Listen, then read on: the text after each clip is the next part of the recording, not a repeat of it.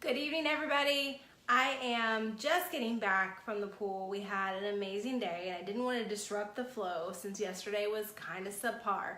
But on our way in from the house, I thought this would be a good time to talk about the paper, the mail, the stuff that comes into your house and how we handle it here in the Cribbs household.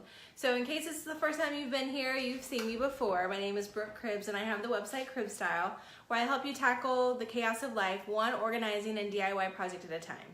So like I said, we're gonna talk about the one thing that keeps coming every single day, well at least Monday through Saturday, depending on holidays, and that's the mail. So the first thing we're gonna talk about is what we do when we get our mail. Honestly, our mail typically doesn't even make it this far. Right now I'm sitting in my office and I have my mail in my hand. I make it a point as I'm walking into the house, the first thing I do is I go through the mail and there's a recycling bin right by the stairwell as I walk into the house from the garage. And anything that we don't need in there, I just drop it into the recycling bin. Unless it's something that I feel like I need to shred, then I'll bring it in and shred it. But things that I know that I'm not gonna use, lumber liquidators, I'm not joining the Crunch Gym. I love Orange Theory. So the things that I know that I'm not gonna need, I drop it in the recycling bin. Not buying any luxury lake properties. So I don't even introduce this stuff into the house. Now something that I wanna look at, I will bring it in like a magazine, but I'll look through it really quickly and then I'll, again, put it aside in the recycling. Something where you get like checks in the mail, I will shred those, like when you get them with your credit card, just in case they get into the wrong hands. But for the most part, nothing comes into the house that I don't need. With the bills even, I go through and I open up, for example, I'll open up the envelope and basically I will take out everything, because you know they stuff these things full of things that you don't need. Like I pay my bills online, so I don't need the envelope. One thing you can do with the envelopes that I've done in the past is I'll write my grocery list on this and I'll keep my coupons in here. So that's one way to recycle the envelopes for something other than returning the bill in, because like I said, I do pay everything online. So that's just a suggestion.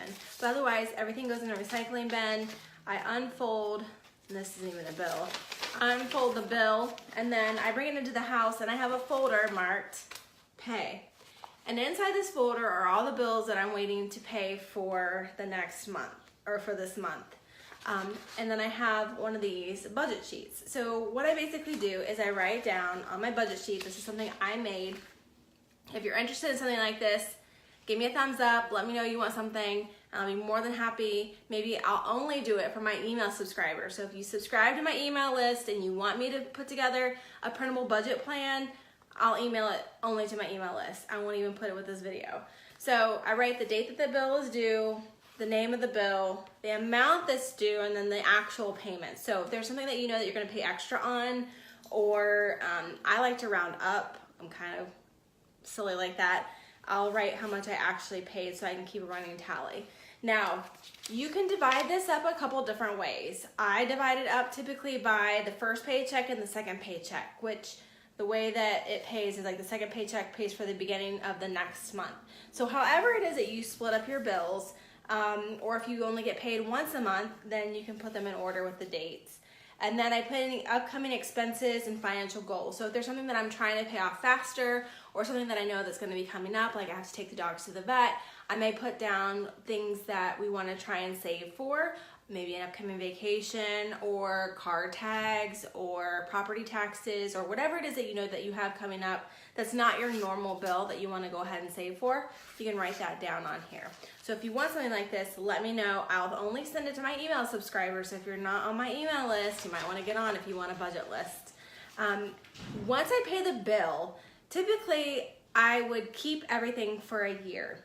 And I would have a folder, it would be marked January, February, March, so on and so forth. And when I got to that current month, I would take out the last year's bills and I would shred them, because it used to be that you were supposed to keep at least 6 months to a year worth of utility bills on file. Well, the thing is, and something to consider, is that a lot of the utility companies have gone to an online statement service. So you don't necessarily need to keep those if you can get access to your online utility bills and you can print it off if you need to provide it for proof for any kind of loans or proof of residency or whatever the case may be. So keeping things in the house even now isn't as detrimental as it used to be. So the budget sheet is my way of saying this is what I paid for this month, and I can keep it in my pay file or in my paid file. So when my husband gets paid or we get paid, I just grab this folder, I know what I need to pay, mark it off my list, and move on. Now, the other mail or the other paperwork, aside from the mail that comes in every day and the bills that you have and the bills to pay, for us, it's our influx of the kids' paperwork. So when they were in school, it was the stuff they would bring home with their grades, things they drew on, report cards, whatever the case may be. And so what I would do is, when they would bring stuff home that I really liked, I would drop it into a drop file, and each girl has one with their name on it. And so I would just drop everything in. And then if the file got too big, I would periodically go through and pull the things out that I knew that I wouldn't like. And I'm saying that low because they're out there. Then at the end of the school year, and this is what I just did, I take everything out of the folder and I go through it again, kind of like a gut check of what I really want to keep. And when I do that, I have a file system that I've been keeping the girls' stuff in for when they get older, because I want them to have some mementos of when they were in school. My mom did the same thing for me, and I want them to have that for themselves. So what they do with it is up to them, but I want them to at least have that option of making that decision on their own. But in this is just something I got from Office Max. You can get something from Staples, Lowe's, Target, wherever the case may be. And basically it's just an envelope with one of the little strings on it. And I keep a few things from the school year, including any certificates they received, their last grade card. Each of the girls were in Willy Wonka, so I kept their script book, extra pictures from the school year, and then any cards they received, like for different holidays and all that.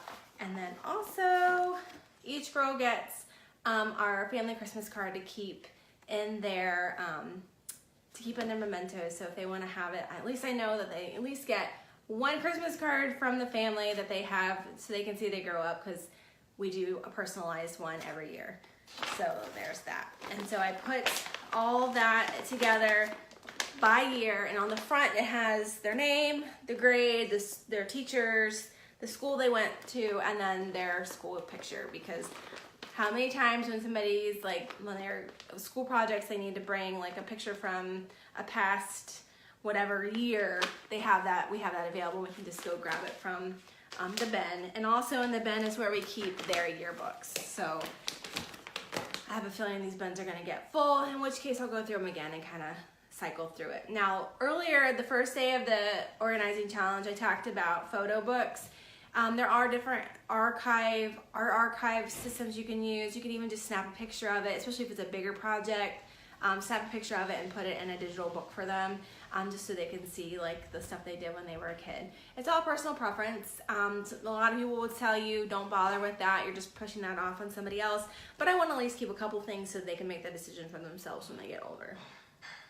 So aside from the mail and the bills and the paperwork that comes in for the kids, of course there's going to be the things that come in that you need to keep and you need to hold on, especially for tax season. So I do have a folder that I keep in my file drawer, and it's marked important.